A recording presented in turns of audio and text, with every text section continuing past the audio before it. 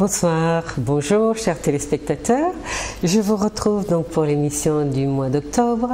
Je suis très heureuse de vous la faire partager avec une jeune de nos enfants, de nos petites réussites.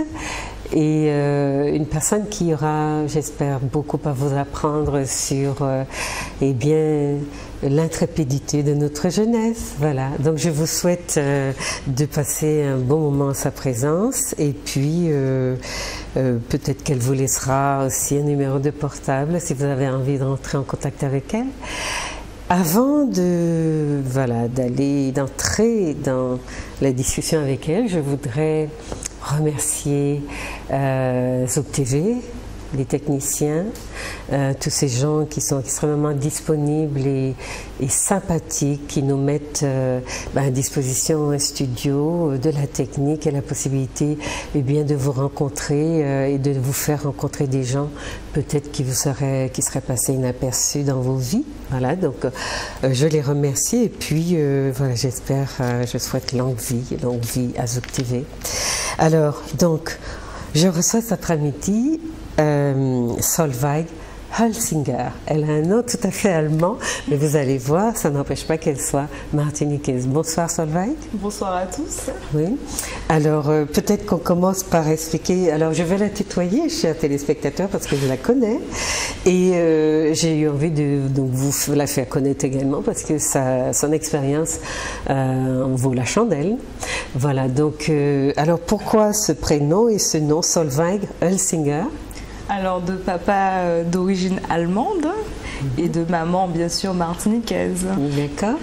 Donc, le choix du papa a été le plus important puisque le prénom a été également, était également allemand. Alors, c'est toi qui me disais que quand on voit ton nom, on ne pense pas, on ne voit pas qui il y a derrière forcément et ça peut réserver des surprises. Tout à fait. Alors, c'est vrai que bien souvent, quand je me présente, que ce soit dans mon contexte personnel ou professionnel, les gens sont toujours un peu perdus face, premièrement, à mon nom de famille, mon prénom, et aussi par rapport à l'accent que je porte quand je m'exprime.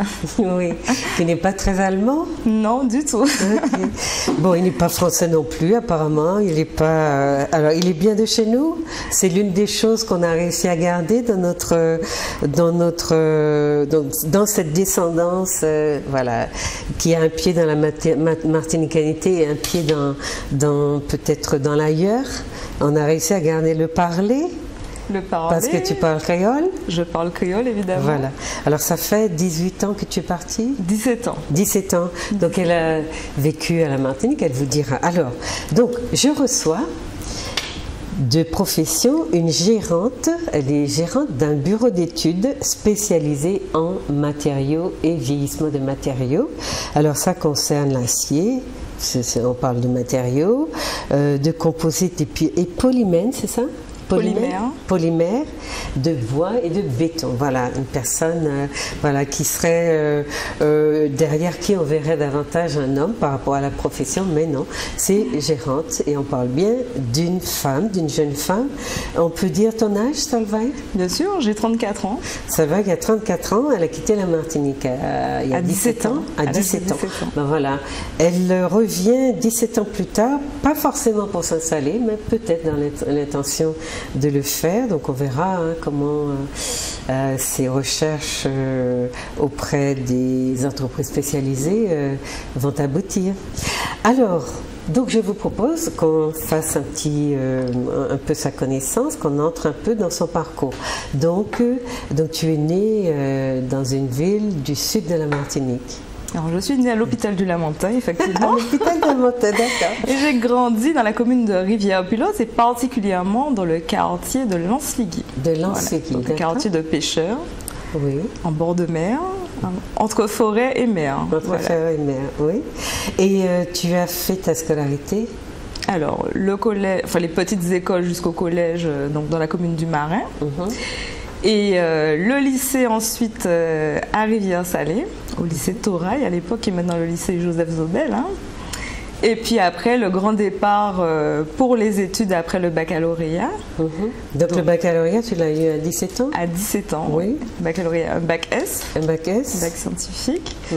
Ensuite, je suis partie 2 années en Guadeloupe, puisque à l'époque, c'est vrai qu'aujourd'hui on parle de la ségrégation de l'université Antilles-Guyane, qui est un sujet de discussion en ce moment. À l'époque, c'était encore l'université Antilles-Guyane, donc l'UAG. Donc, tous ceux qui étaient de branche scientifique et à études à vocation scientifique devaient partir en Guadeloupe. Donc, je me suis retrouvée effectivement en mes 2 premières années de DUG en Guadeloupe sur le campus de Fouillol. Alors malheureusement... Et là, tu as fait quelle étude exactement? Alors là, j'étais en sciences de la matière, donc chimie et physique. Et malheureusement ou heureusement, le parcours par la suite dit plutôt heureusement. Beaucoup de déceptions à l'université. Beaucoup de... Donc, pendant ces 2 premières années en Guadeloupe, beaucoup de déceptions? Beaucoup de déceptions parce que je me rappelle, jeune étudiante que j'étais, j'attendais tellement des études, je pensais découvrir beaucoup de choses. Et c'est vrai que me retrouver à prendre des cours dans les marges de l'université, parce qu'il n'y avait pas assez de place, l'amphithéâtre bondé, ces cours très distants, le manque de proximité avec les étudiants, toutes ces choses ne m'ont pas forcément plu. Donc j'ai tenté une 2e année, j'ai pas eu mon DUG du coup, et là je me suis dit peut-être que des études avec une orientation beaucoup plus technique serait plus adapté à la façon dont moi je voyais ma vie professionnelle. Donc là, beaucoup de temps passé au centre d'orientation. Mais moi j'allais dire, c'est la Guadeloupe qui t'a formé, qui t'a donné les bases de ta profession. Puis finalement, non, c'est pas vraiment ça. Mais pourquoi est-ce que tu t'étais orientée dans ce domaine-là? C'était études de la matière? Sciences de la matière. Sciences de la matière. Donc c'était à l'époque, tout ce qui était plutôt scientifique, donc on avait le choix entre biologie, sciences de la matière, plutôt mathématiques. Donc moi, effectivement, par rapport à mon choix, je m'identifiais plus à des études de chimie, puisque la chimie c'était un petit peu la matière qui me passionnait quand j'étais lycéenne. Et je me voyais poursuivre dans cette branche et avoir plus d'opportunités aussi pour la suite. Et là, donc, comme je disais, donc, beaucoup de temps passé au centre d'orientation à la fin de mes 2 années, où là, on se dit, mon Dieu... j'ai 2 années où tu n'as pas de... Je n'ai pas eu... Pas de diplôme. Non. Ok. Et là, je me dis, bon, se retrouver avec quelques UV validés, on ne peut pas aller bien loin avec ça. Et c'est vrai qu'un choix s'est posé, et je me suis posé beaucoup de questions à me dire, maintenant, qu'est-ce que tu vas faire et comment envisages-tu la suite, tes études et tout. Et tu étais seule pour décider ou tu avais l'aide de tes parents, le soutien de tes parents? Le soutien des parents, on l'a toujours, mais le choix, effectivement, m'appartenait, puisque j'ai eu la chance d'avoir des parents qui m'ont toujours effectivement poussé dans la voie des études, mais qui m'ont toujours aussi laissé prendre mes propres décisions. Donc là, j'ai envisagé de faire un DUT, donc un diplôme universitaire technique. C'est ça. Donc je me suis dit que ce serait peut-être plus adapté à la façon dont moi je percevais aussi les études, puisque le mode d'enseignement en DUT, c'est quand même en université, contrairement au BTS qui est dans un lycée. Et ensuite, il y a quand même un encadrement qui est plus présent et aussi quelque chose de beaucoup plus pratique finalement, et de beaucoup moins pragmatique.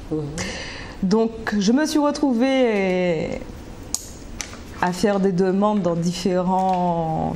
Et tu avais décidé de quitter la Guadeloupe? Voilà, de quitter la Guadeloupe pour la métropole. Voilà, pour l'ouverture justement vis-à-vis des études. Donc, je me suis retrouvée à postuler dans différentes universités. Enfin, la question de la métropole, ça nous pose un problème ici maintenant. On essaie d'utiliser des mots qui ne nous renvoient pas à la situation coloniale. Mais bon, on parle de la France plus que de la métropole. D'accord. Donc tu trouves, c'était où? C'était à Paris ou dans une... Alors moi j'avais fait le choix de faire des demandes à la frontière franco-allemande du coup, puisque comme je n'avais guère de famille en France, donc je me disais, comme j'avais les grands-parents qui n'étaient pas très loin outre-Rhin, que ce serait pas mal d'être à la frontière franco-allemande. Donc j'avais centré mes demandes en Alsace et en Lorraine. Et j'avais été retenue dans 2 universités, donc l'université de Mulhouse et l'université de Belfort. Donc Belfort. Ensuite, alors mon choix a été vite fait parce que la seule université où j'avais réussi à avoir un logement universitaire, c'était celle de Mulhouse. Donc le choix a été fait de façon naturelle par rapport à la problématique du logement. Voilà. Et là, dans cette université, tu apprends, donc tu es dans cette formation... Alors j'ai fait un DUT Sciences et Génie des matériaux. Donc tu as changé d'orientation? Alors c'est toujours une dominante chimie, puisque c'est un DUT qui est classé parmi les formations en chimie, mais c'est chimie mécanique en fait. Voilà. Donc voilà, 2 années de DUT qui se sont bien déroulées, où j'ai pu... constituer un dossier scolaire satisfaisant parce que j'avais de très bonnes notes. Donc là, tu faisais un DUG? J'ai fait le DUG en Guadeloupe que je n'ai pas réussi. Non, tu ne l'as pas eu, mais là, tu refaisais un DUG? Je recommence à zéro, effectivement. Ça, tu recommences à zéro. Et par rapport à ce DUG où tu réussis à Mulhouse, tu as fait un bilan par rapport à ce que tu avais vécu en Guadeloupe et qui ne marchait pas? Ah oui, à l'issue de mes 2 années d'études techniques, en Guadeloupe, à Mulhouse. Effectivement, je me suis dit que j'avais fait le bon choix de changer, parce que c'est vrai qu'en faisant un DUT, comme je disais, le côté pratique, avec des projets industriels, avec des travaux pratiques, avec une approche beaucoup plus proche du monde industriel finalement, que des études en université. Où je pouvais me projeter dans un futur professionnel. Alors qu'en DUG, effectivement, comme je le disais, on était très nombreux, des cours impersonnels, une distance avec l'enseignement, beaucoup d'autonomie. Ça voulait dire quoi, une distance? Les professeurs n'étaient pas disponibles pour vous? Vu le nombre d'étudiants que nous sommes, il est difficile, à part en travaux pratiques où les groupes sont réduits. Mais c'est vrai que le mode d'enseignement en université, c'est quand même assez particulier.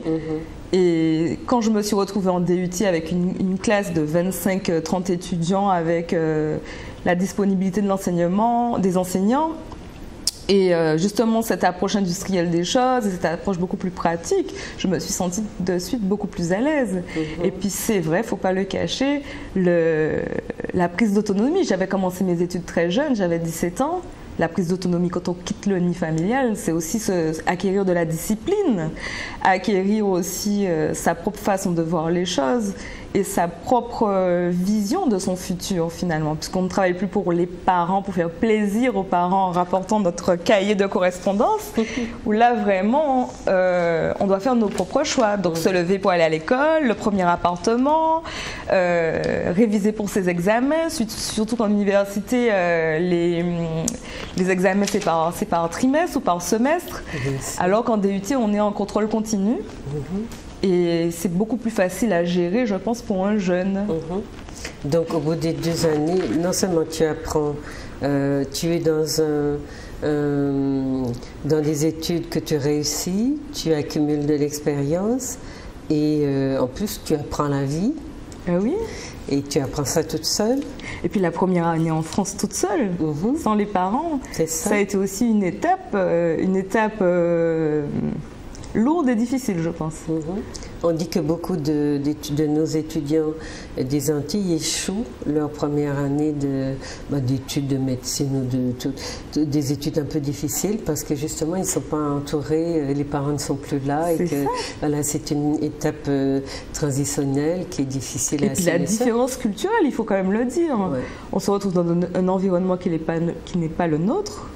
On se sent aussi isolé. Bon, après moi, c'est vrai que j'étais dans une ville où il y avait peu d'étudiants antillais, donc je n'étais pas dans un grand pôle comme Paris, Toulouse ou Montpellier, donc forcément l'isolement. L'isolement, découvrir aussi l'hiver. Quand tu dis une grande différence culturelle, tu penses à quoi exactement? Moi, je me rappelle les premières choses qui m'ont marquée, malgré ma double culture, puisque j'ai quand même un père européen. Donc, j'ai eu la chance depuis jeune, depuis enfant, de partir passer les grandes vacances chez mes grands-parents en Allemagne. Mais je me rappelle les premières petites choses, les petits détails de la vie courante qui m'ont touchée. Je me rappelle mes premières courses dans un grand supermarché, où là je découvre ces petites banquettes avec des portions individuelles, les petits sachets de chips, le coca en 50 centilitres. Et les gens qui achètent une pomme. C'est ça, exactement. Alors là j'ai compris une chose, je me suis dit, oh, on est vraiment dans un monde individualiste. Ah oui, très bien. On est vraiment, et c'est des choses qui m'ont vraiment marqué, parce que chez nous on achète 10 kilos de poulet. Il faut nourrir des grandes familles, oui. C'est ça, alors que là, en vivant seul finalement, eh ben, on peut se permettre d'acheter juste une cuisse de poulet. Voilà. Et c'est ces petites choses-là qui m'ont vraiment marqué ma première année, je me rappelle. Cet individualisme, et puis et aussi la perte, mais ça a été plutôt un côté agréable, j'ai trouvé, c'est l'anonymat, la découverte de l'anonymat. Quand on marche ici en Martinique dans sa commune, tout le monde sait qu'on est la fille d'eux, que nous sommes un tel ou un tel. Et là, je pouvais marcher dans ma ville, je pouvais me promener dans mon bâtiment, rentrer à l'heure que je voulais, sans que personne ne me regarde. Alors c'est vrai que la première année, c'était très agréable. Parce qu'on se dit, cette découverte de l'anonymat, personne ne sait qui je suis, personne ne s'intéresse à moi, et je peux vivre comme ça pendant longtemps. Je peux faire ce que je veux, oui. Ce qui attire beaucoup de nos gens des Antilles, et qui, parce qu'ils ont envie de sortir de cette promiscuité dans laquelle on vit. Oui, mais combien de temps on supporte ça, là? 1 an. 1 an, pas plus. C'est ça. C'est-à-dire que c'était, voilà, très vite. Très vite, ça devient pesant. Ça devient pesant. Ça devient pesant parce qu'on n'existe pas, en fait. C'est ça, exactement. Ouais. Même ses voisins, je veux dire, j'ai eu la chance d'habiter dans la même résidence mes 2 années, en étant étudiante, hein, je parle bien, donc pas dans un bâtiment comme on peut habiter quand on est plus grand. Je veux dire, en étant étudiante, où généralement on est quand même réputé pour avoir des soirées un peu festives, puisque nous sommes en France, on a la liberté, les jeunes se rencontrent, on a des activités culturelles, etc. Ben non, moi mes 2 premières années en France, j'ai pas connu ça. J'ai pas connu ça parce que justement, je n'ai connu que les gens qui étaient à l'école avec moi. Tu t'es isolée de la communauté antillaise aussi, c'est ça? C'est ça. C'est vrai que j'étais dans une université où il y avait très peu d'Antillais. J'ai rencontré quelques Guadeloupéens qui ont été mes voisins de palier, ma 2e année, et qui m'ont permis aussi de renouer un lien social finalement, en dehors des gens avec qui j'étais à l'école. Donc avoir des amis en dehors du groupe fermé dans lequel on évolue au quotidien. Et c'est là où on a recommencé effectivement les soirées à faire nos petits repas antillais pour nous rappeler notre culture, parler notre petit créole et se sentir soi-même finalement. Bien sûr. Voilà. Alors moi je trouve intéressant cette façon que tu as d'aborder la question de l'anonymat, parce que nous sommes un petit pays, comme on a l'habitude de l'entendre dire, et la promiscuité est une chose qui gêne beaucoup, mais peut-être qu'elle a un avantage qu'on découvre quand on a vécu l'anonymat, justement, puisque quand on ne l'a pas vécu, on le recherche, et puis quand on l'a, on découvre qu'on est seul et que c'est très très pesant. Il y a énormément de gens qui sont très isolés et qui ne savent pas quoi faire de cet anonymat qu'ils ont tant désiré. Donc c'est intéressant de voir, en plus quand on est très jeune. Donc voilà, on est content, on associe ce sentiment de passer inaperçu à la liberté, le sentiment de pouvoir faire ce qu'on veut, et en réalité on apprend ce que la socialité dans nos régions nous apporte aussi de constructif, parce que le fait que l'espace soit réduit nous oblige à vivre d'une certaine façon, et puis nous avons des traditions qui sont aussi héritées de l'Afrique et qui font que chacun s'occupe de chacun, c'est-à-dire la vision communautariste. Tout à fait. Fermée, tu es l'enfant de qui, tu fais quoi, tu es comment, tu es venu là, tu as quel âge, qui est ton tonton, qui est ton papa. Moi je dis toujours que chez nous on prend soin les uns des autres. C'est ça, mais ça c'est une tradition qui est véritablement communautariste et construite, hein. Elle n'est pas tombée du ciel. Mais donc ça c'est intéressant de faire l'expérience et de tirer des conclusions qui sont que, pour tous ceux qui rêvent d'anonymat, pour savoir que nous sommes des animaux sociaux fondamentalement, et donc tout dépend des contextes, des environnements, et à partir des expériences qu'on fait, eh bien on sait tirer aussi des leçons et apprécier son lieu à soi, son espace à soi, son éducation à soi, avec d'autres yeux, parce qu'en général nous sommes quand même très durs avec nous-mêmes, très critique avec notre culture. Nous prêtons tous les défauts du monde. Et donc, ça nous insupporte, nous insupportons réciproquement.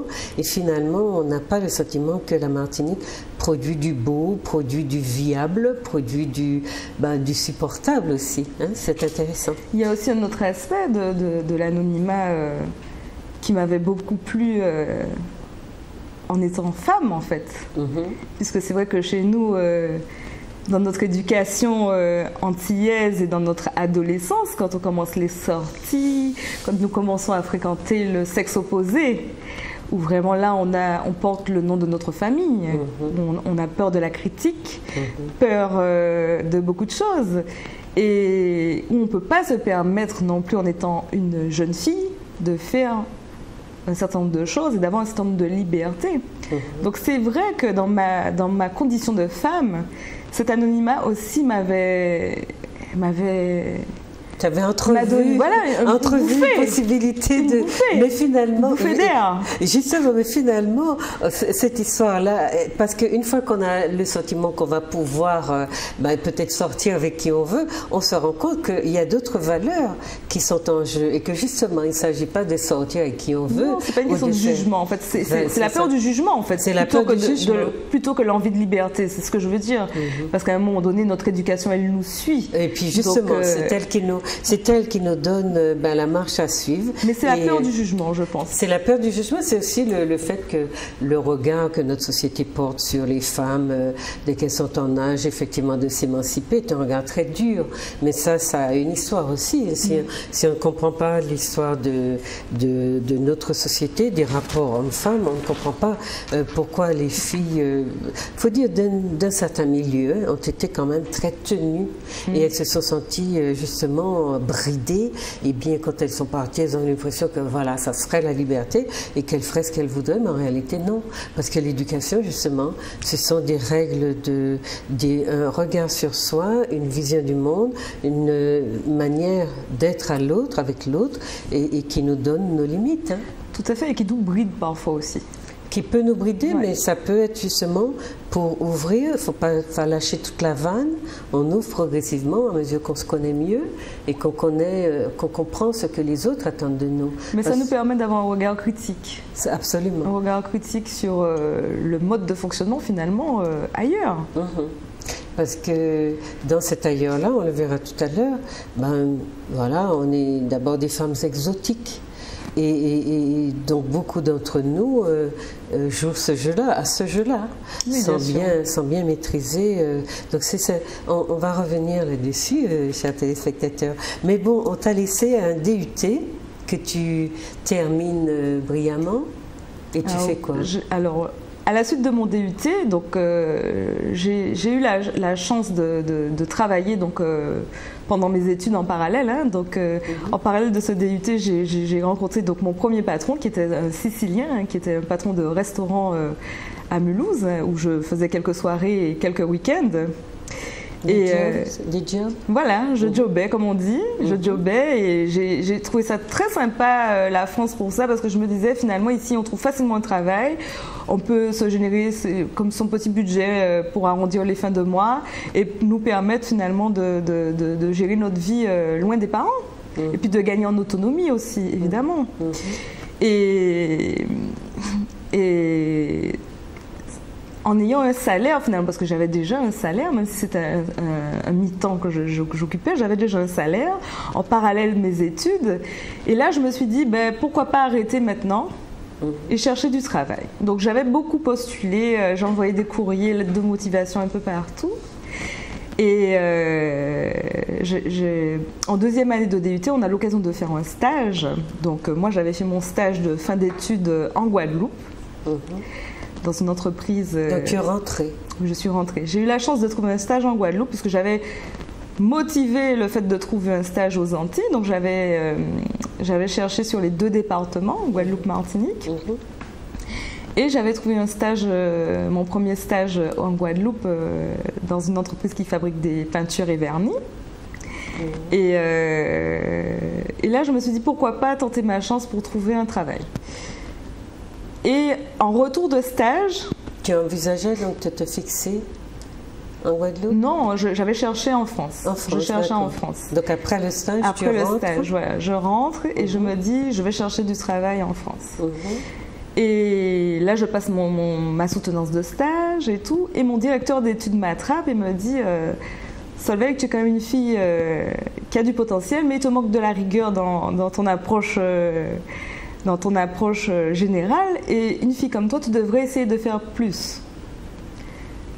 Donc, c'est lui qui m'a donné l'envie de tenter ma chance, parce qu'on nous inculque tellement le fait qu'on n'est pas assez bien, qu'on n'est pas assez fort, ou qu'on n'a pas un dossier suffisamment costaud pour pouvoir aller en école d'ingénieur, et que c'est pas pour nous, c'est pour les gens qui ont fait prépa, c'est pour les gens qui vont faire des concours. Donc pour moi, j'étais pas de niveau à faire une chose pareille. Je me disais, moi, au pire, je vais faire une licence professionnelle, enfin, au mieux. Mais je ne me projetais pas dans des études aussi poussées. Et c'est lui qui m'a donné, qui m'a suggéré donc de poser des dossiers, de faire des demandes. Donc j'ai pris ça un petit peu à la légère et retour à la case départ, donc au centre d'orientation, comme en Guadeloupe. Et là, j'ai postulé. Donc j'ai cherché, donc comme je faisais un DUT sciences et génie des matériaux, donc j'ai cherché une école qui faisait matériaux.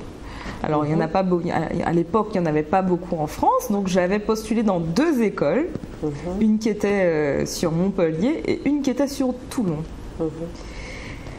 Et en parallèle de ça, j'avais postulé toujours par rapport à ma double culture. L'allemand me tenait beaucoup à cœur et j'avais postulé à l'université de Metz pour faire une MST, une maîtrise des sciences techniques. Ça n'existe plus aujourd'hui, on parle de master. Qui était un master plutôt orienté polymère composite et qui était un diplôme franco-allemand. Et pour moi, je voyais en cette formation une opportunité de pouvoir pratiquer ma langue paternelle aussi bien que ma langue maternelle, le français. Et j'avais été acceptée à cette formation. Et donc, quand la rentrée scolaire est arrivée, donc j'ai travaillé dans ce fameux restaurant où je travaillais tout l'été. Et quand la rentrée scolaire est arrivée, donc il fallait que je trouve un logement dans les environs de Metz. Et j'avais pas eu de retour des écoles. Et là, un matin, je me réveille pour aller travailler début septembre. Donc, les rentrées universitaires, c'est mi-septembre jusqu'à début octobre. Et je reçois un téléx. Alors, c'est atypique de recevoir un téléx, alors on est un peu surpris. Et je reçois ce téléx qui me dit « Votre dossier est accepté à l'école, à l'ISI-TV à Toulon. Il faut vite vous positionner parce qu'il y a une liste d'attente. Et si votre place ne vous intéresse pas, il faut pouvoir la libérer pour quelqu'un d'autre. » Donc là, la réflexion, elle a commencé. Je me suis dit « Mais qu'est-ce que je fais? Est-ce que je pars à Metz ou est-ce que je vais en école d'ingénieur ?» Et mon petit frère, qui lui commençait ses études, on a discuté ensemble, puisque lui, il arrivait en France. Moi, je devais partir dans une autre région et lui, il arrivait dans la même région où j'étais, donc à Mulhouse. Et on a passé une soirée ensemble, entre frères et sœurs, comme on n'avait pas passé depuis très longtemps, puisqu'on ne se voyait plus. Et il m'a dit, mais ne te pose pas de questions, tu te rends pas compte l'opportunité que tu as, une école d'ingénieur, tu n'as même pas à réfléchir. Et donc, c'est lui qui m'a poussée. Donc, je suis partie à Toulon avec 2 valises. Je ne savais même pas où j'allais dormir. Donc, je suis arrivée d'abord à Marseille, où j'ai été logée chez des amis à mes parents, puisque Marseille-Toulon, il y a à peu près 45 minutes de train.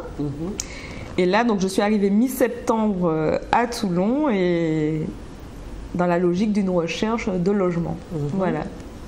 Mais l'école qui te proposait de faire préparer ce diplôme ne mettait pas à ta disposition de chambre ou de... Non, tu devais te débrouiller toute seule. Et puis il était vraiment tard pour faire des demandes. Donc tu n'avais pas de délai, pas de délai. Donc tu as quand même joué le jeu. C'est ça. Okay. Et puis il était tard pour faire des demandes en résidence universitaire, parce que septembre, c'est trop tard. Tout à fait. Donc, alors j'ai la maison de l'étudiant, hein, c'est un endroit qui existe pour tous les jeunes, hein, et qui est un tremplin aussi pour tous ceux qui arrivent dans une nouvelle ville. Donc je me suis rendue d'abord à l'office du tourisme à Toulon, où j'ai pris une carte de la ville évidemment pour essayer de comprendre les quartiers où je pouvais loger par rapport à l'université. Ensuite j'ai été à la maison de l'étudiant où tous les particuliers qui mettent à disposition des chambres pour des étudiants ou des logements ou des appartements, il y a une liste en fait. Et là, donc j'ai récupéré la liste des logements, sachant que la dame, la secrétaire de la maison de l'étudiant m'a dit, vous savez, on est déjà le 10 septembre, ça va être difficile pour vous de trouver un logement. L'université, je m'étais rapprochée de l'université, il m'avait dit, bon, si vraiment vous trouvez rien, venez nous voir, on verra ce qu'on peut faire. Et puis j'ai eu la chance de tomber sur une dame dont le mari était prof de sport en Guadeloupe. Donc il revenait des Antilles de vacances et elle n'avait pas eu le temps de mettre en location le studio qu'elle louait dans son jardin. Et du coup, quand j'ai fait la visite, ils ont été touchés de voir une petite Antillaise. Ça leur rappelait leurs années aux Antilles, donc ils m'ont tout de suite pris. Donc j'ai eu cette chance en 2 jours de trouver un logement. Enfin, voilà. Et tu n'étais pas loin de l'université. Alors tu m'as dit quel était le nom de cette université? ISITV. Donc c'est Institut des sciences de l'ingénieur de Toulon et du Var. Sciences de l'ingénieur. Donc tu t'embarquais dans une aventure pour être ingénieur en matériaux. Ingénieur en matériaux. On n'a pas bien compris ton engouement pour les matériaux. Ben, c'est la chimie en fait. Hein. C'est la chimie. C'est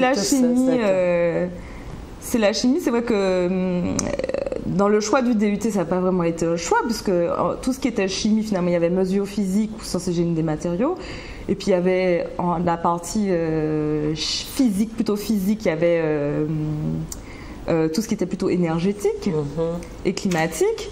Donc, comme je l'ai dit, le choix s'est orienté sur les universités qui avaient accepté mon dossier, sachant que j'avais déjà quand même planté 2 années. Hein.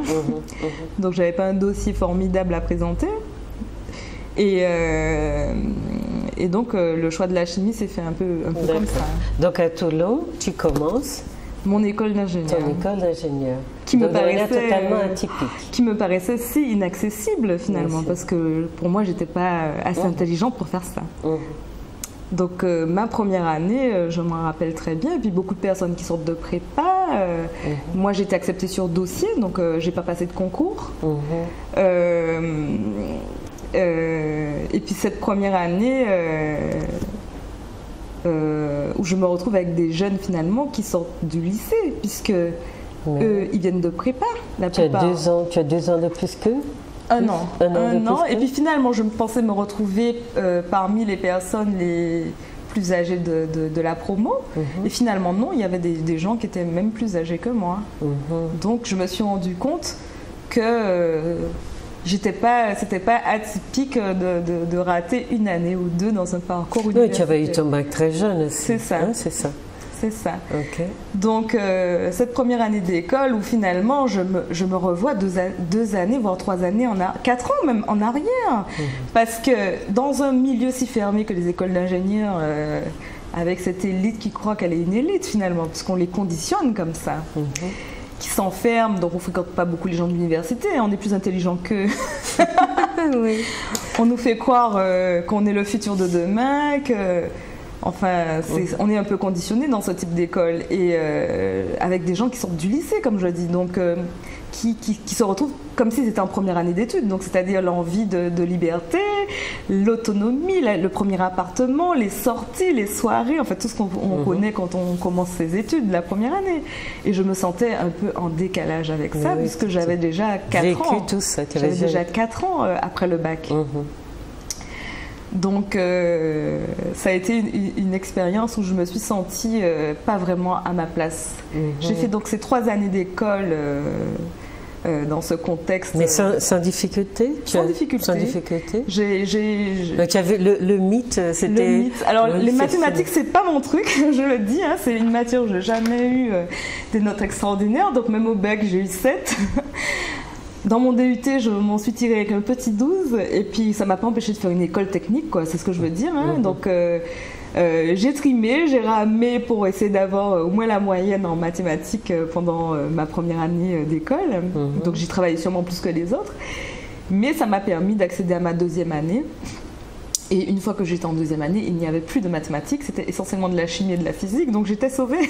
Oui, c'était fait. Voilà, donc, et l'expérience de l'école d'ingénieur, ça a été quelque chose de particulier. Donc au bout de 3 ans, tu sors de l'école avec un diplôme et tu es ingénieur. C'est ça. Et tu t'es appelé, est-ce que tu t'es appelé ingénieur en matériaux et vieillissement de matériaux? Non, en matériaux. En matériaux, voilà, c'est tout. Donc ça existe un diplôme qu'on peut encore préparer qui a ce titre-là. Donc on va voir un peu ce qu'il y a, le contenu quand tu, en tant que professionnel, le contenu de cette formation-là. Hein? Mais pour le moment, donc quand tu quittes cette école-là avec ton diplôme en poche et il faut trouver un boulot. Alors pendant ma période d'école, on a des stages obligatoires. Alors comme je venais de DUT ma première année, on nous fait une mise à niveau, on n'a pas de stage. Donc on fait une mise à niveau puisqu'on suppose que les gens qui viennent de BTS ou DUT n'ont moins de niveau que les gens qui viennent de prépa. Donc on a 2 mois de mise à niveau pendant que les autres sont en stage. 2e année, il y a un stage, ils appellent ça le stage technicien, parce que la première année c'est le stage ouvrier. Et mon stage de 2e année, je l'ai fait à l'étranger, en Inde, où j'ai fait 3 mois de stage dans une usine qui fabriquait des résines.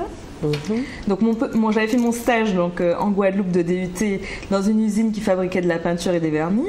Et là, je me retrouvais à faire un stage dans une entreprise qui fabriquait des résines pour fabriquer des plastiques, en fait. Donc, dans de la formulation. Dans quel pays en Inde tu as fait ça? Alors, dans l'état de l'Andhra Pradesh. J'étais dans la ville d'Hyderabad, qui est la capitale, tout à fait, oui. Qui est dans le centre de l'Inde. Et ça a été une expérience incroyable. Oui, mais je dis à nos jeunes de s'ouvrir aussi sur l'Inde, puisque c'est quand même plus facile aussi d'accéder à des fonctions aussi pointues, en tout cas d'avoir des stages, etc. Donc tu fais 3 mois de stage en Inde et tu reviens en France. Je reviens en France. Alors quand je suis rentrée de l'Inde, j'ai eu un désir incroyable de rentrer chez moi. Alors j'ai fait une demande exceptionnelle à mon directeur de formation. Chez toi, c'est? À l'école d'ingénieur. Donc de rentrer en Martinique. En Martinique. De rentrer en Martinique, parce que je n'ai toujours pas compris que chez moi, ce n'est plus la Martinique. C'est plus la Martinique. Il m'a fallu quelques années pour comprendre que ce n'était plus mon chez moi, comme au sens de la maison, l'endroit où on rentre tous les soirs, en fait. Et donc j'ai fait une demande exceptionnelle à mon directeur de promotion en lui disant, j'ai fait un courrier en lui disant, bon, moi j'ai passé 3 mois à l'étranger, est-ce que je peux rater 2 semaines de cours, en fait, à la rentrée scolaire pour pouvoir me permettre de rentrer chez mes parents. Donc là, je rentre en Martinique. 2 semaines, revoir la famille, les amis, enfin, ma vie d'ici. Et puis, beaucoup de déceptions. Beaucoup de déceptions parce que je revenais d'un stage, finalement, avec une vie très simple, avec un regard, pour la première fois de ma vie, je me suis sentie moi, Solveig. J'ai senti les gens qui me regardaient pour ce que j'étais, non pas pour la façon dont je suis habillée, coiffée, maquillée, enfin l'apparence, quoi. Et c'est vrai que quand je suis rentrée, donc en 2003, j'avais 23 ans. Donc bien sûr, les copains, on veut sortir, on va en boîte, on va danser, puisqu'on a ça dans le sang, hein, on a envie de reprendre ses repères. Beaucoup de déceptions, parce que je me suis dit, notre jeunesse, elle est perdue. C'est vrai. Oui, c'est vrai. J'ai trouvé que cette vie d'apparence, cette vie comme on peut dire maintenant, de bling-bling, quoi, de baser sur des choses qui sont sans fond finalement. Vouloir se montrer cette image. Et je me suis sentie en décalage. Je me suis sentie en décalage. Et quand je suis repartie en France donc, pour poursuivre mon année, ça m'a fait quelque chose parce que j'avais jamais eu cette Tu n'avais image. pas de distance pour le voir. C'est-à-dire, tu avais mûri entre-temps. Enfin, tu avais vécu aussi d'autres choses qui t'ont appris peut-être à voir l'essentiel. C'est ça. Et c'est vrai que cet aspect matérialiste et superficiel de la jeunesse, ça m'a sauté aux yeux en fait. Ça m'a sauté aux yeux.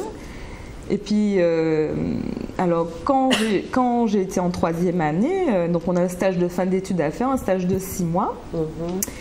J'ai fait un stage, donc j'ai trouvé un stage en local. J'ai trouvé un stage donc à Marseille, dans un bureau d'études. Pas loin de Toulon. Donc. Voilà, pas loin de Toulon. Le directeur de cette entreprise, c'était un de mes professeurs à l'école d'ingénieur.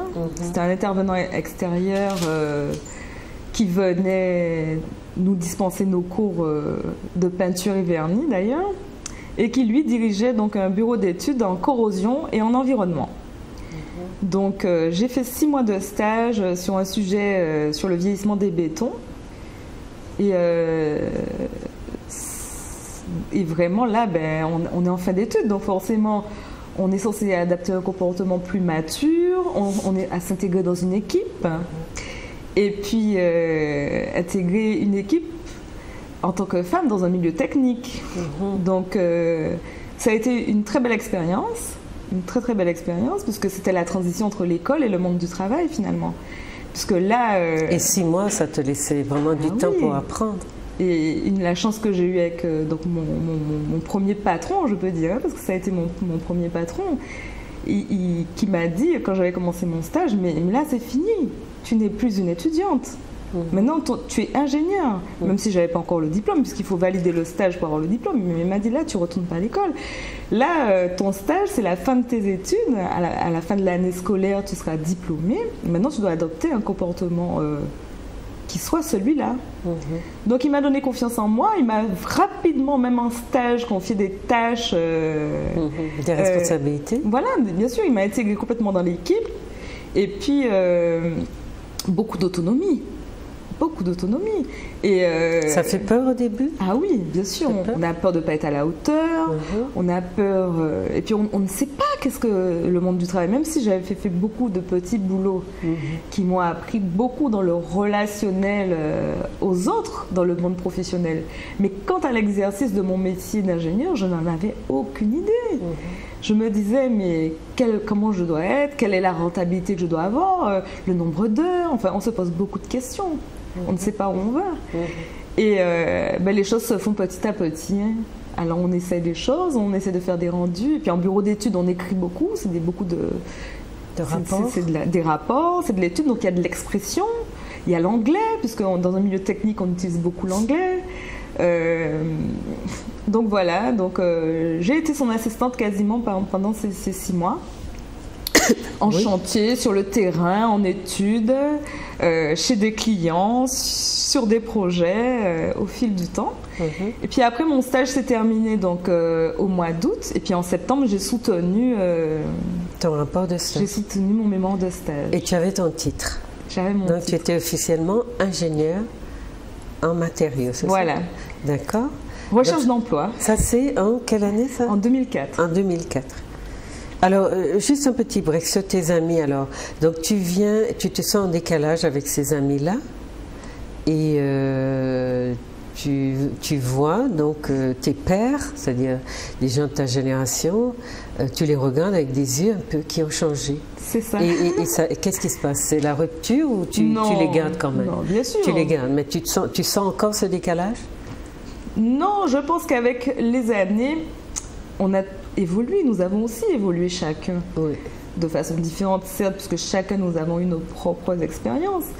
Mais c'est vrai que je me rappelle à cet âge-là, je ne parle pas forcément de mes amis proches, ou des gens que je fréquentais, mais de la jeunesse en général. Parce que quand je me suis retrouvée en soirée, quand je me rappelais que quand j'étais au lycée, quand on avait 15 ans, quand une fille mettait une mini-jupe, on était forcément une fille un peu facile. Oui.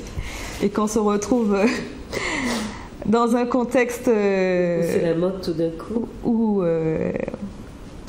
il y a beaucoup de liberté finalement qui arrive d'un coup, et puis je ne vis plus ici, donc je ne suis pas avec le rythme.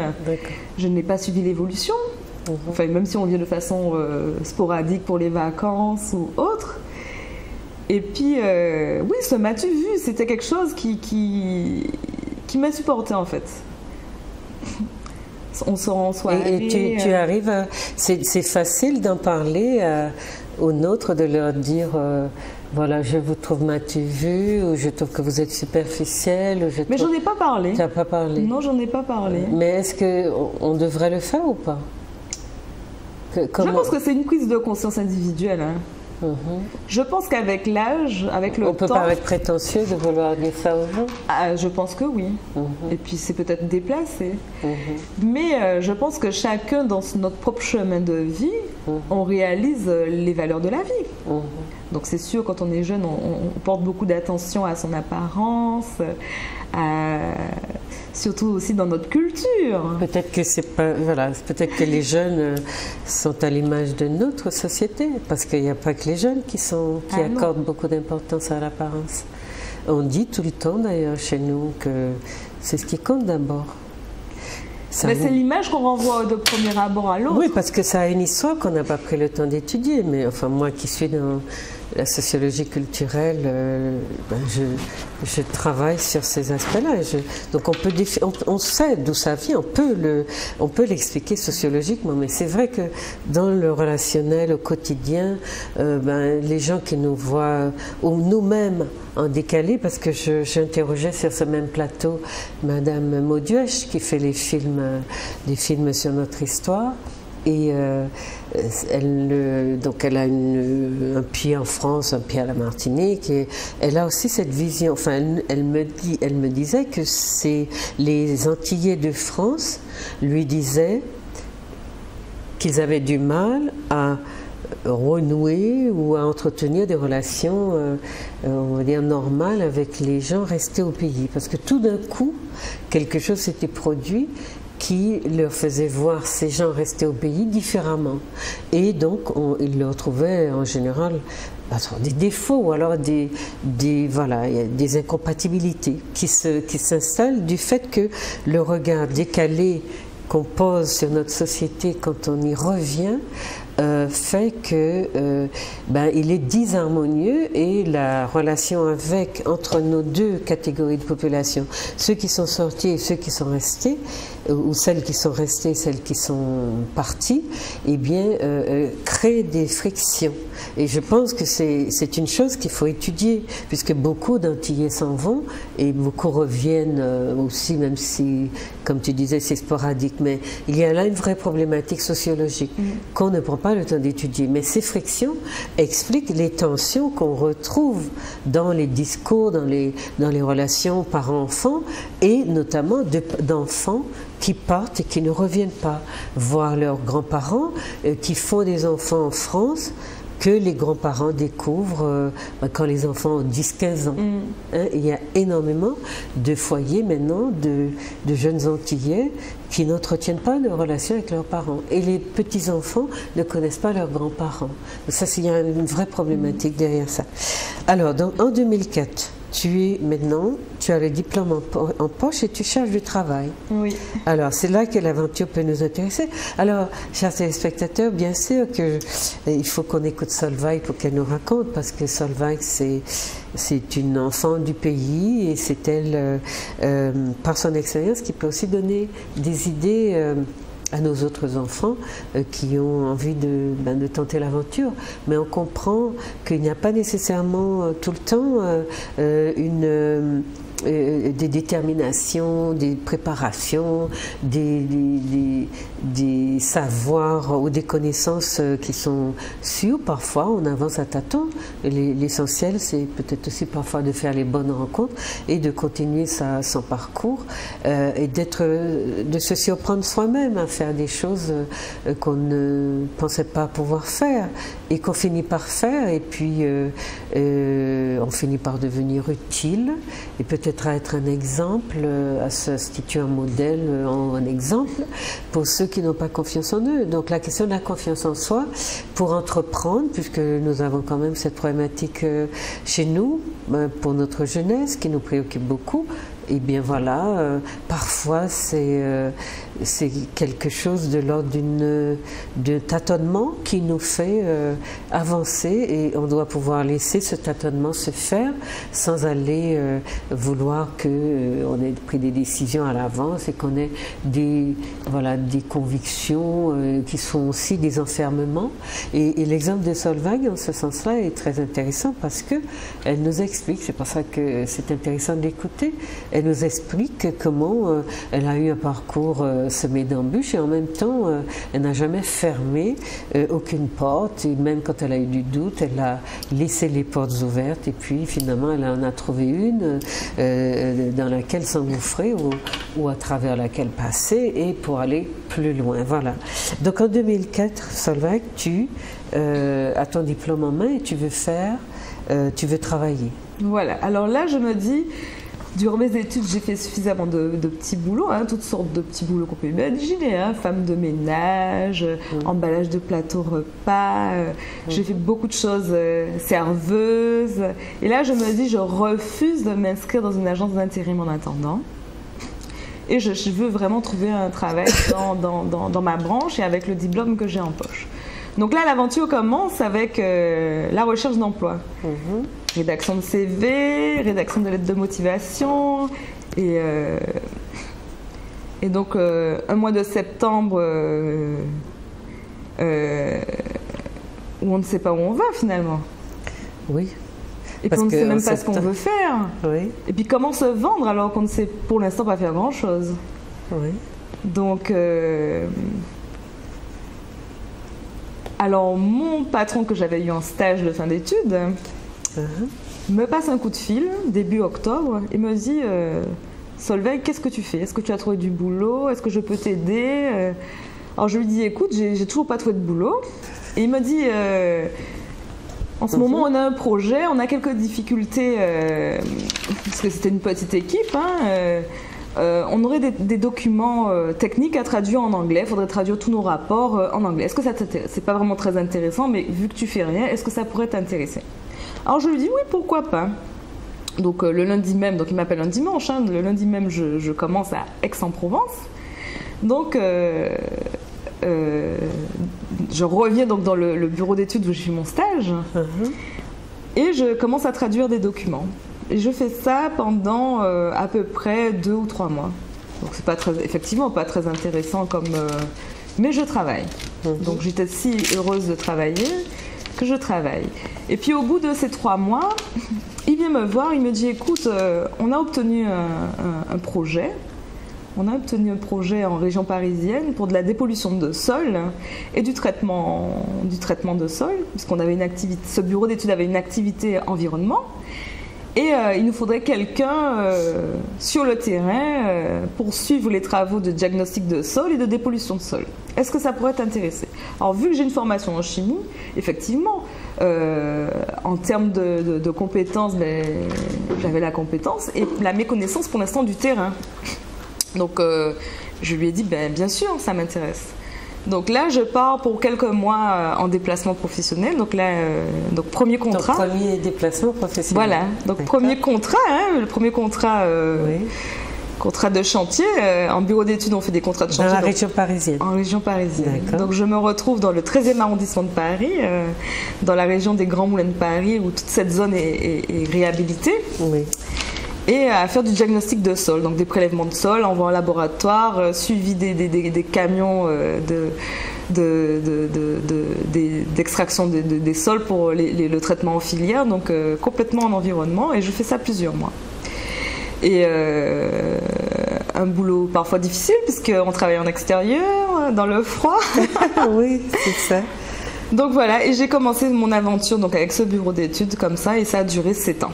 Ça a duré 7 ans. Avec ce bureau d'études-là? Avec ce bureau d'études. D'accord. Mais tu es fixé à Marseille? Voilà, donc le bureau d'études était au début à Aix-en-Provence, ensuite a été délocalisé sur Marseille. Marseille, oui. Et puis au fil des années, quand j'ai commencé en tant qu'ingénieur d'études, et puis après, mon patron qui avait un certain âge a commencé à penser à la reprise de sa société. Donc là, effectivement, par défaut, j'hérite de plus en plus de responsabilités puisque je suis la seule qui a la compétence en corrosion. Parce que comme je disais, c'est un bureau d'études en corrosion et en environnement.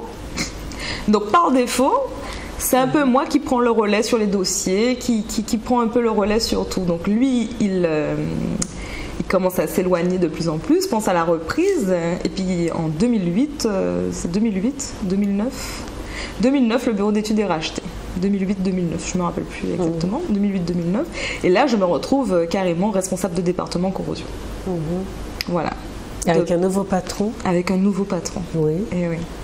Et là, c'est une aventure différente qui commence. Et difficile? Et difficile. D'accord. Parce que je sors de management plutôt paternaliste, avec un homme qui s'est formé un autodidacte, et je tombe dans un management financier, avec un homme qui ne vient pas avec un jeune patron qui ne vient pas de la technique, mais qui vient de la finance. De la finance. D'accord.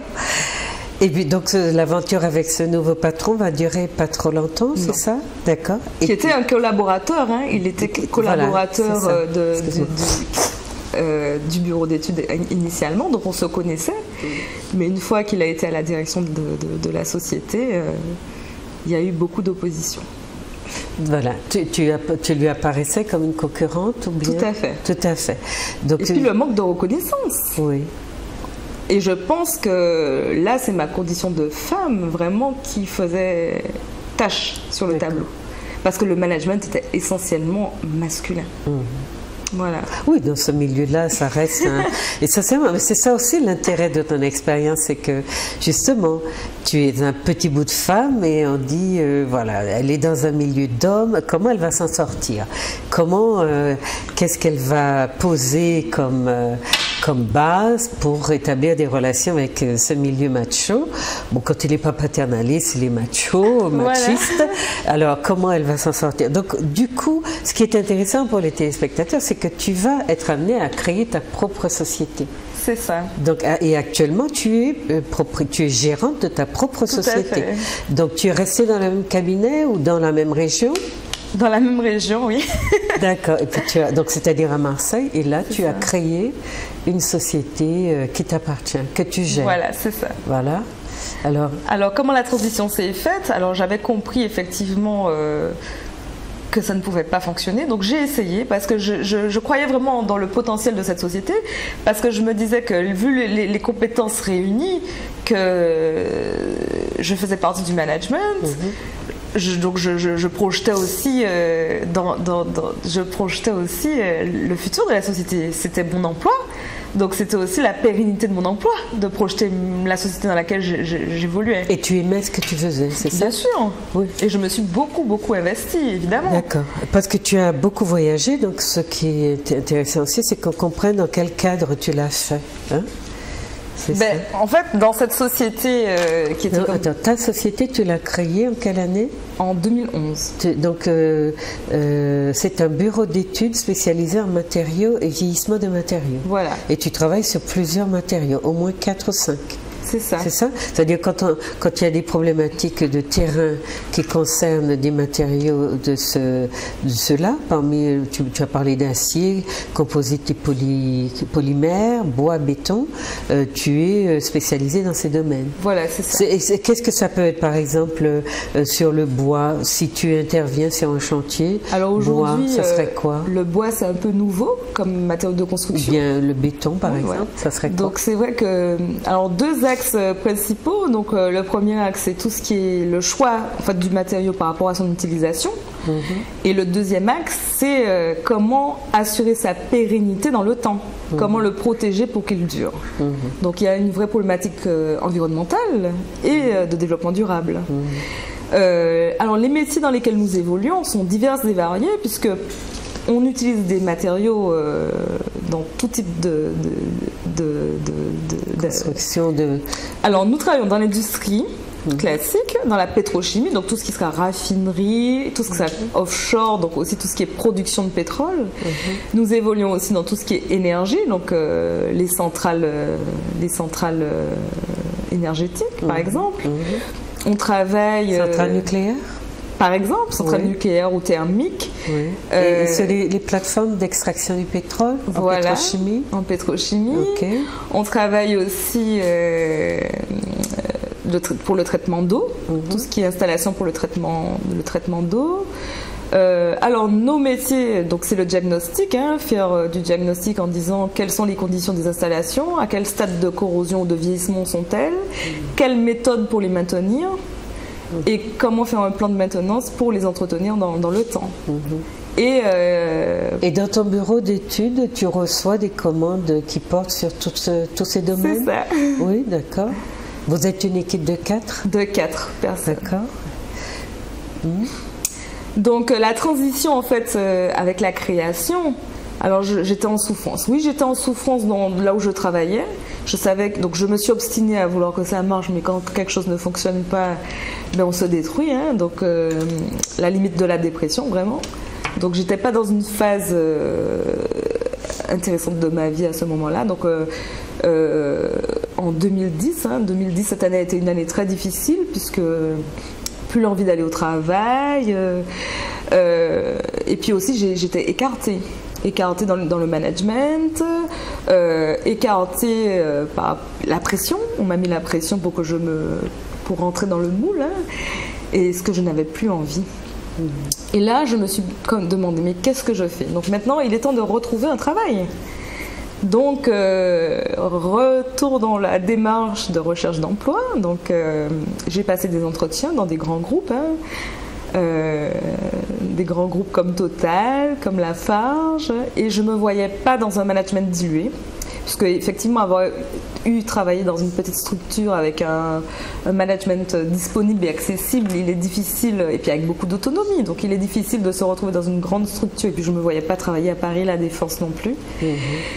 Et c'est un jour que j'étais chez un de mes clients que je suis depuis le début de ma carrière, qui me dit écoute Solveig, ça fait des années qu'on travaille avec toi, on ne sait même pas qui est ton nouveau patron. Est-ce que tu as déjà réfléchi à te mettre à ton compte? Que si tu le fais, nous on serait prêts à te suivre, de toute façon c'est toi qui nous suis. Et là ça m'a fait réfléchir. Le déclic. D'accord. Le déclic et les doutes qui vont avec. Est-ce que j'en suis capable? Est-ce que je vais pouvoir en vivre? Le risque financier, puisque bon, après le fait de ne pas avoir de famille m'a aidé à faire ce choix, puisque je me disais le risque est faible. Enfin, tu n'étais pas mariée, tu n'avais pas d'enfant, donc ça facilitait. Je n'engage que moi-même finalement. Ça, donc, et réflexion pendant plusieurs mois quand même, ça a duré 6 mois. Ah oui. Et là, j'ai donné ma démission. J'ai écrit mon courrier de démission d'ailleurs en mission en Martinique. D'accord. J'étais en mission en Martinique au mois de septembre 2010 sur le port de Fort-de-France. Et j'ai rédigé mon courrier ici. Donc tu acceptais l'offre de tes anciens clients. Voilà, je me suis dit... Enfin, l'idée qui avait germé à la suite de cette entretien. Donc là, la démarche de création qui commence. Ok. Sans laisser transparaître effectivement à ma direction que mon futur, ce que j'envisageais, puisque moi-même, j'en étais pas encore certaine non plus.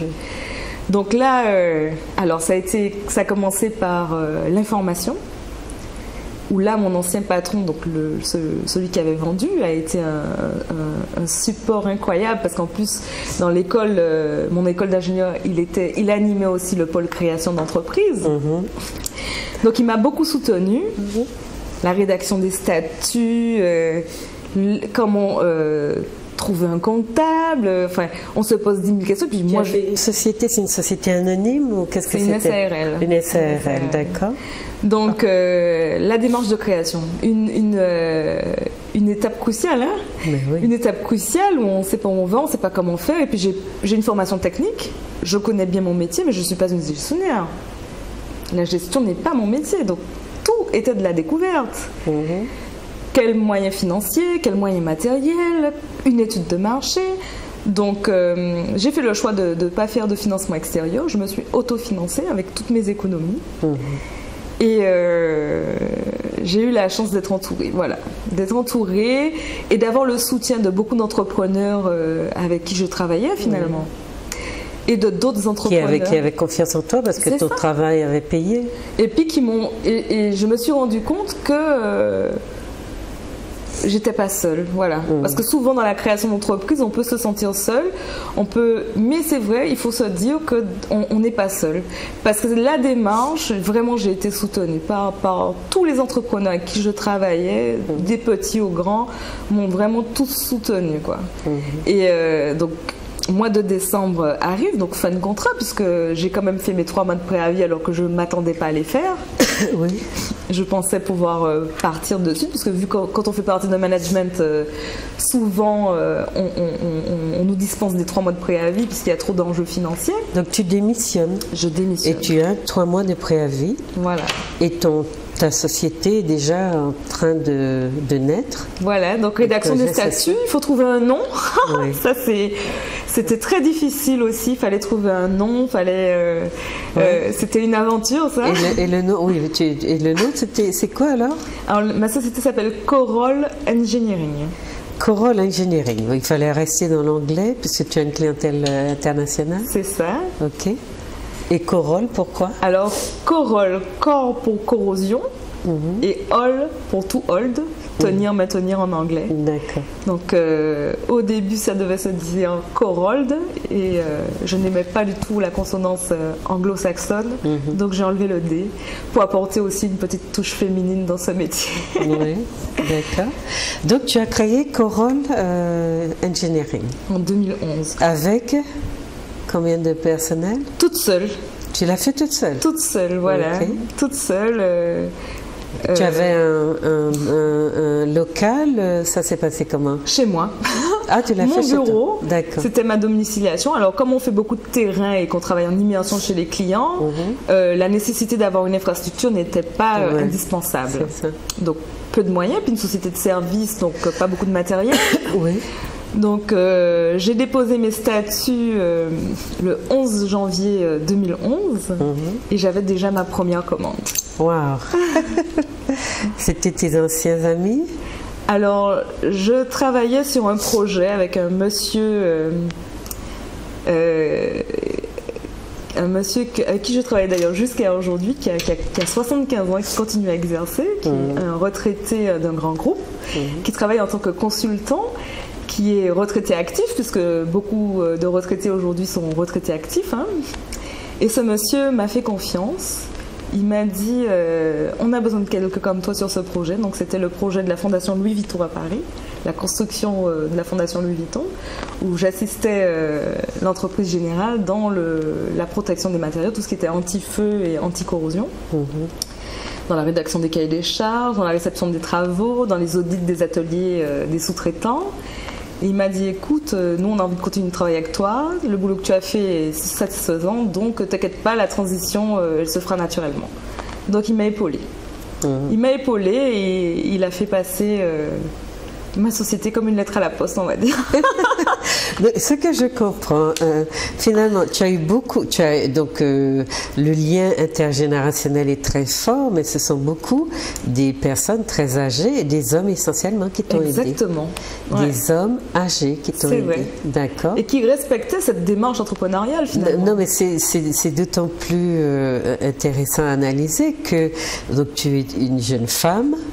et que tu es dans un milieu complètement masculin et qu'on n'est pas censé, quand on est âgé, je ne vais pas dire vieux, âgé, on n'est pas censé faire confiance à la jeunesse. C'est ce qu'on entend dans notre pays, beaucoup. Et voilà que toi, tu es dans un univers où ça fonctionne à plein. Alors, avec mon premier patron, je tiens à le nommer parce que c'est un monsieur que je respecte beaucoup, monsieur Arave. Oui. C'est un homme qui m'a donné beaucoup confiance en moi, qui m'a mis en avant quand j'ai travaillé avec lui, qui ne m'a jamais fait d'ombre, qui m'a toujours dit tu en es capable mais tu ne le sais pas encore. Et pour tous les projets sur lesquels j'ai travaillé avec lui, c'est ce qu'il a mis en avant. Donc il m'a jeté à l'eau pour que je puisse nager, hein. En gros c'était ça. Mais j'avais la capacité de rebondir et d'adopter, de pouvoir évoluer dans ce mode de fonctionnement là, parce que tout ça n'est pas donné à tout le monde. Il faut vraiment beaucoup de force mentale pour pouvoir faire ce genre de choses. Il m'a satellisé sur des projets à l'étranger alors que je ne savais même pas utiliser la machine que j'ai appris dans l'avion avec le mode d'emploi. Donc, développer ma capacité d'adaptation, en fait, finalement, c'est ça. Et c'est quelqu'un qui connaissait aussi très bien les Antilles et qui me disait toujours, je suis très fière d'avoir une Antillaise dans mon équipe, une potomitan, comme on dit chez nous, et qui m'a fait confiance, vraiment.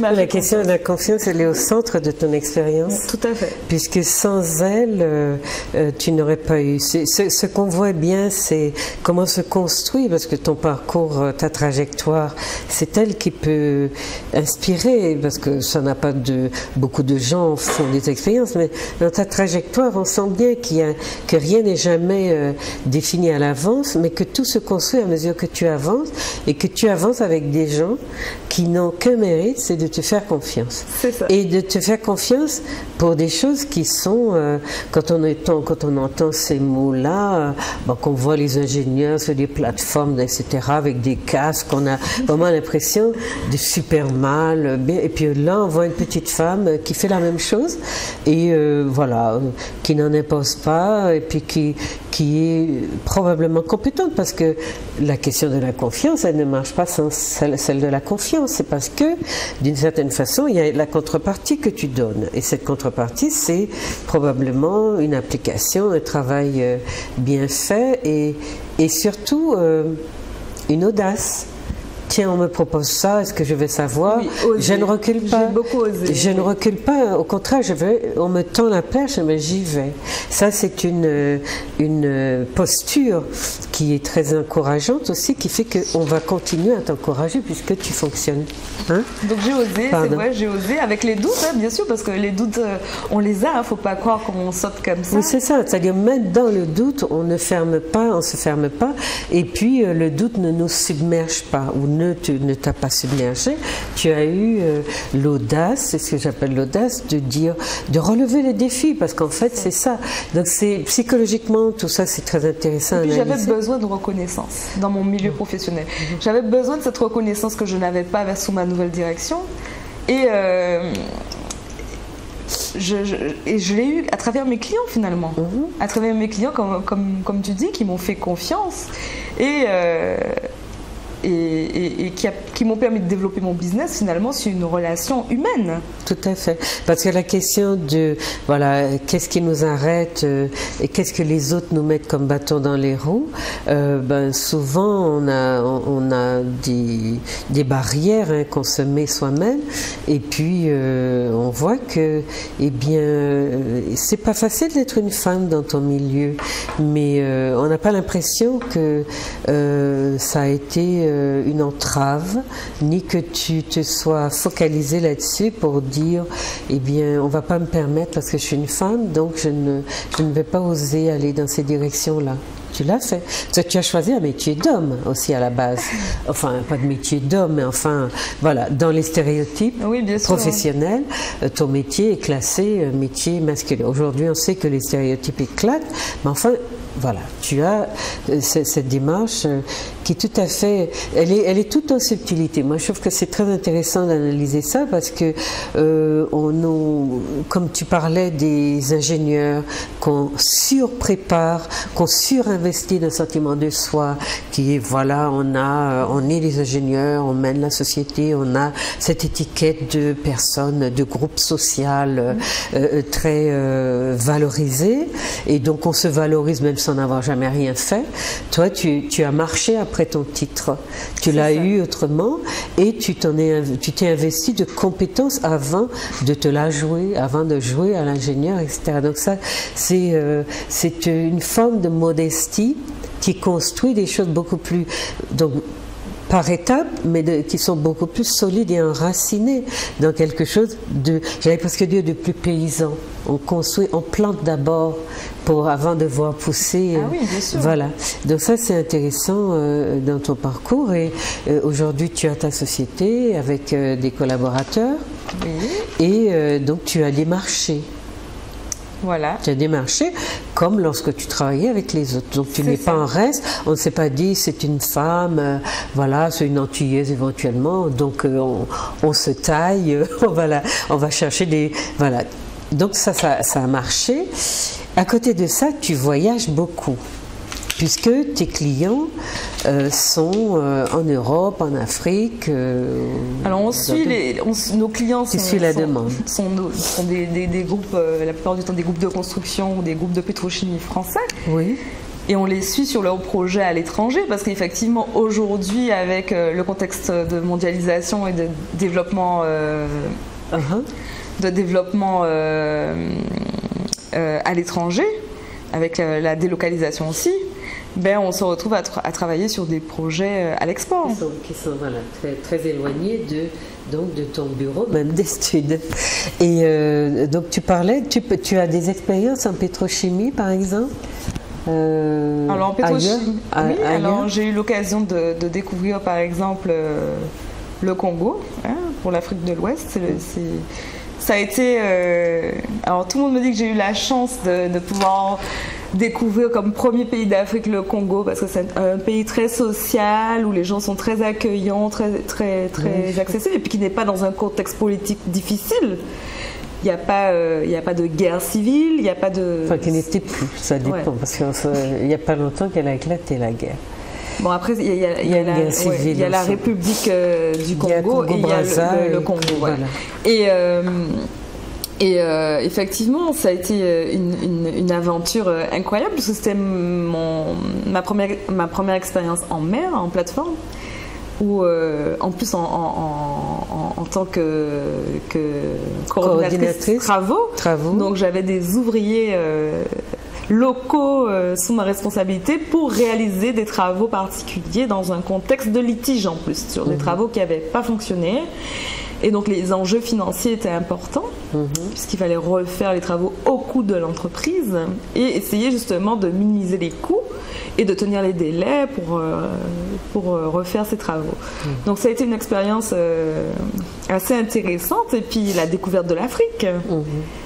Comment les Africains m'ont perçu. Et eux, ils m'ont perçue comme une blanche, vraiment.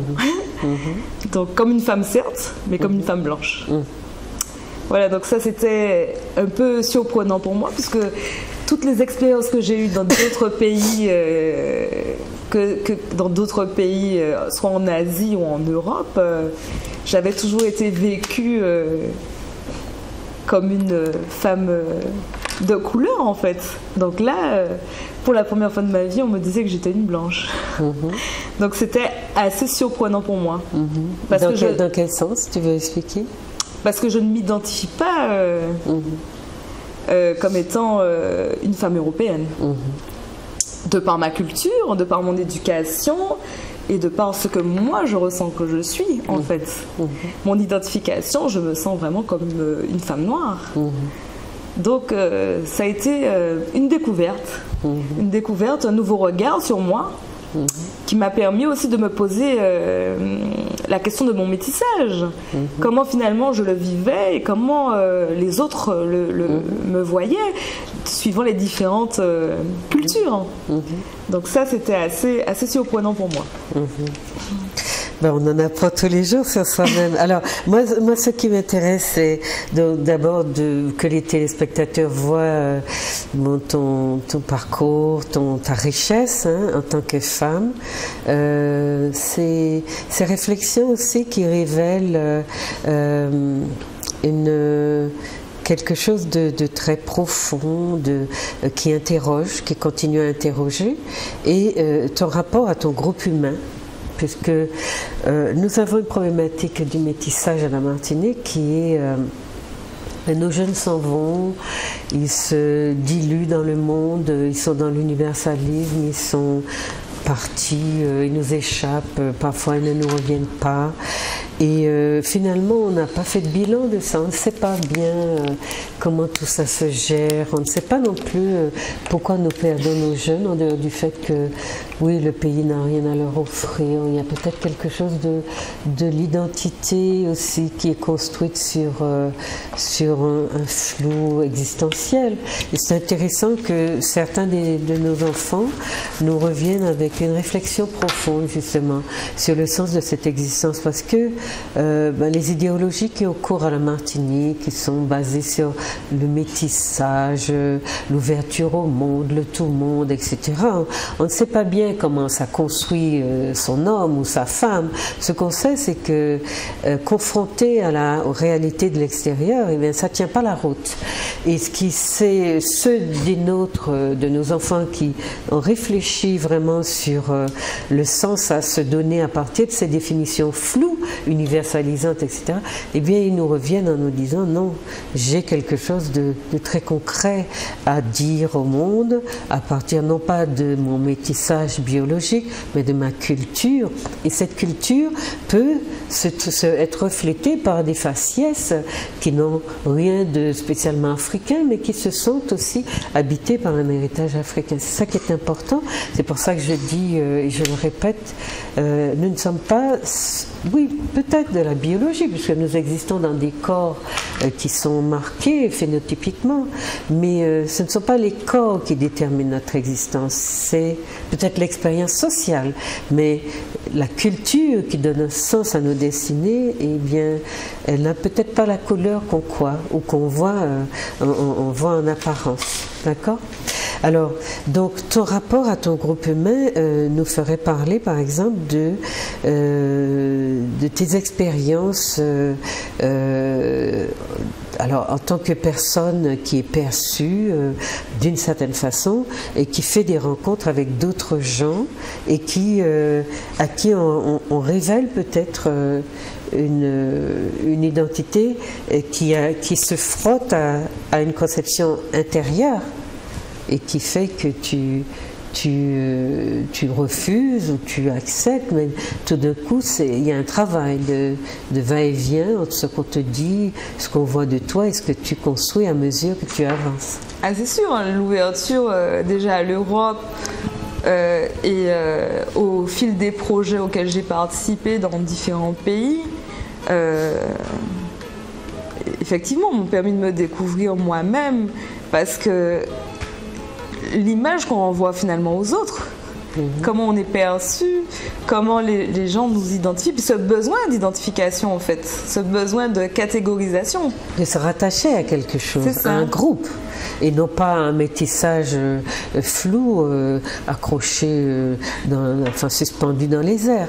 Mais non, oui, il y a ce besoin de s'accrocher à un groupe, et quand on pense, parce que moi le souci que j'ai, c'est que il me semble que les expériences de nos enfants, parce que on a des types humains différents, et quand on s'en va à l'étranger, on est censé continuer à être des Antillais.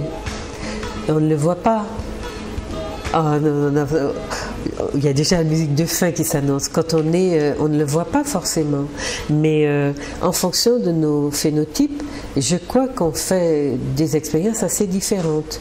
Et j'aurais voulu qu'on s'étende un petit peu là-dessus pour dire, oui, est-ce que ceux des nôtres qui sont un type africain dans le stéréotype noir, etc., et ceux d'entre nous qui ont un type mulâtre que les Européens acceptent plus facilement, est-ce qu'ils ont les mêmes chances? Est-ce qu'ils ont les mêmes sollicitations? Est-ce qu'ils sont encouragés de la même façon? Est-ce qu'ils peuvent trouver les mêmes opportunités? Ça, c'est un souci qu'on peut avoir parce que finalement, de par notre composition, nous ne sommes pas appelés à vivre les mêmes expériences. Moi, je pense que, en tout cas, je parle avec la limite de mon propre domaine professionnel, évidemment.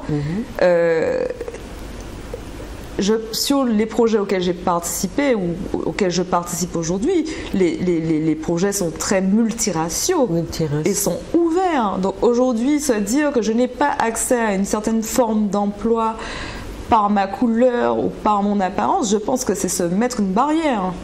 Aujourd'hui, moi-même dans ma propre expérience, j'ai... En tant que femme déjà? En tant que femme, je pense que j'ai plus souffert de ma condition de femme que de mon apparence. Ce n'est pas... Mais on pourrait te dire, bon, en tant que métisse, tu es plus acceptée plus facilement en Europe que quelqu'un qui serait une femme africaine selon le stéréotype, tu vois? Aujourd'hui, ben, comme je l'ai expliqué, c'est vrai que c'est l'expérience et la compétence que j'ai pu valoriser au fil de mes expériences que j'ai mis en avant dans mon métier. Mais le poids des rencontres dans ta vie, Solveig, il est très très important. Tu as dû le voir. Oui, bien sûr. Mais ce poids de rencontre-là, c'est ce que je dis. Comment est construite la société et à qui elle permet d'avoir ces chances-là, justement. Donc, en dehors de ça, ne met en rien, absolument pas en cause les mérites de l'individu, puisque tu aurais pu, comme on dit chez nous, avec cette belle expression, tu aurais pu faire derrière et dire oui, je suis une femme, je vais pas réussir les machos, ceci, cela, et puis je préfère qu'on me dirige plutôt que diriger. Je pense que ma culture a été un tremplin, au contraire. Justement, ce côté fort de nos femmes antillaises, ce côté ouvert et puis d'oser. Je pense que c'est ma mère qui m'a supporté dans ça. D'accord. Tu as ta mère qui a un caractère qui est très toujours fort, restée derrière moi. Très battante, etc. Donc, ben voilà, l'émission, j'entends déjà, chers téléspectateurs, cette musique menaçante qui me dit que c'est la fin de l'émission. Mais avec, il y aurait encore à dire beaucoup de choses sur les questions de racisme, de traitement différentiel de nos phénotypes à l'étranger, ceux d'entre nous qui sont pris pour des Arabes, ceux qui sont pris pour des Africains, ceux qui sont pris pour des Européens, des Réunionnais, etc. Et ces expériences-là sont intéressantes à se raconter parce que tout le monde ne vit pas la même chose, mais vous avez compris que la détermination, la confiance et puis les rencontres qu'on fait et le fait qu'on peut peut-être tomber sur des gens qui croient en nous, peuvent déterminer aussi des carrières.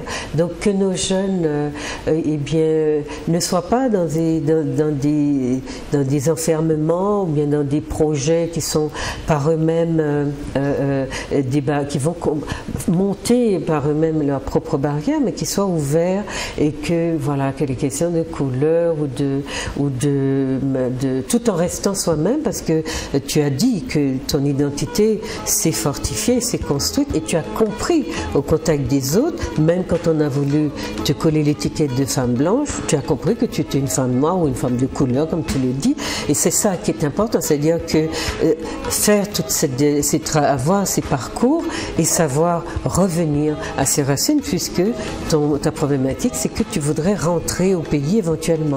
Et oui, ça donne toujours... on arrive à un stade de vie, je pense, où on a besoin de ce retour aux sources et de ce retour à sa propre culture.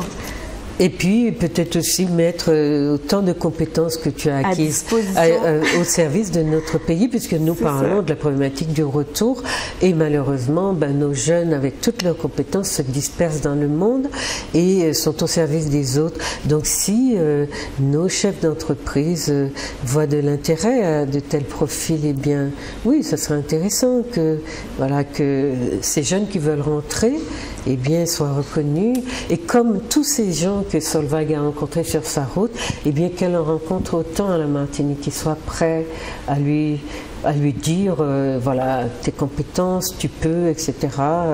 Viens travailler avec nous. Voilà, on espère que voilà, les choses vont s'ouvrir, les perspectives aussi, et que Solveig aura une chance de nous amener ses compétences ici à la Martinique.